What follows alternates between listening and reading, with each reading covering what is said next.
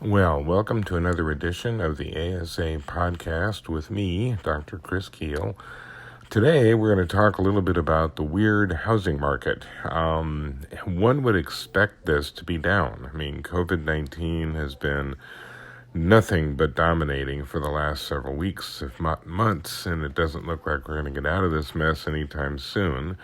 So one would assume that all of the layoffs and all of the uncertainty about jobs and all the business closings and all the government issues, all that stuff would add up to a bad housing market, that people would not be in the mood to spend money on a new home, that there would be all kinds of inhibitions regardless of the fact that mortgage rates are very low.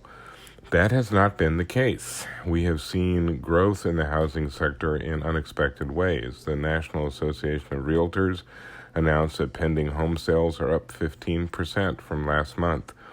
Most of the websites that are dealing with homes and home sales are seeing record traffic. And it's interesting because you're getting a couple of reactions that were not expected and a couple of reactions that were. Among the unexpected reactions, people are moving. They are concerned about living in urban areas. So where you're seeing a lot of the migration is out of the densely populated cities on the East Coast, Chicago, some of the West Coast cities, people looking for safer locations.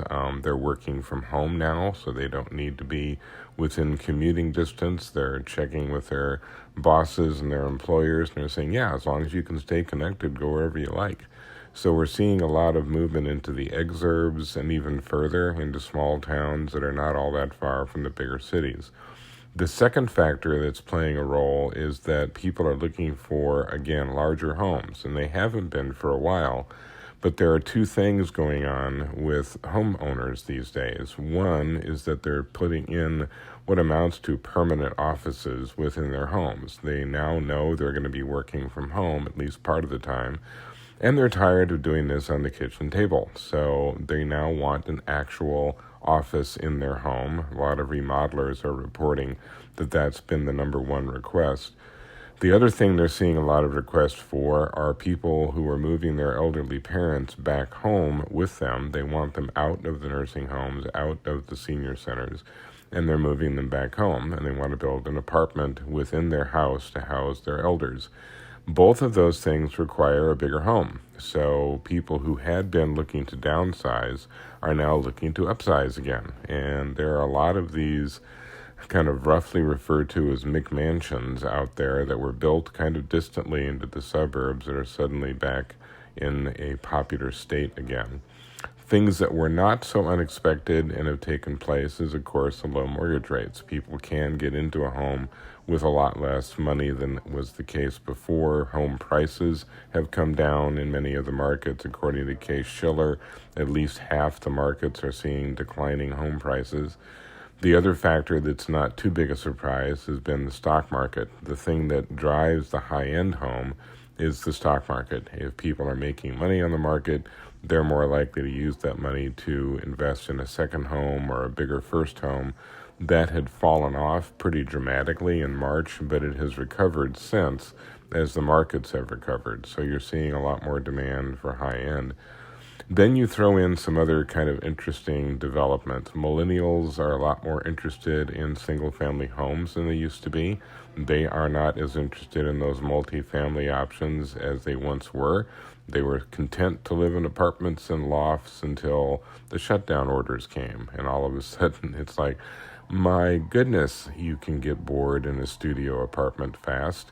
So there's a desire now to get into that suburban environment with the yard and the moat and the razor wire and all the other things that you need to ensure security. So you're beginning to see a rebound in demand from a cohort that really had not been that interested in homes up till this point.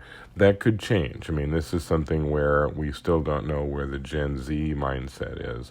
But for the moment, there's a lot more demand than was expected. Again, it's very regional. There are probably people listening to this podcast right now who are saying, what are you talking about? There's no demand for housing here. it's awful. And that could very well be the case, because what you see is highly localized. You're going to get incredible demand in some areas and absolutely bottomed out demand in others. It has a lot to do with the local economy. You're seeing more of the movement to the exurbs around urban areas. You're seeing more of the millennial change in areas where the millennials have lived, places like California and Colorado. So for those who are supplying the housing market, now is not a time to despair. It seems to be a growing market still. It looks like it's going to be riding through the COVID-19 crisis in pretty good shape.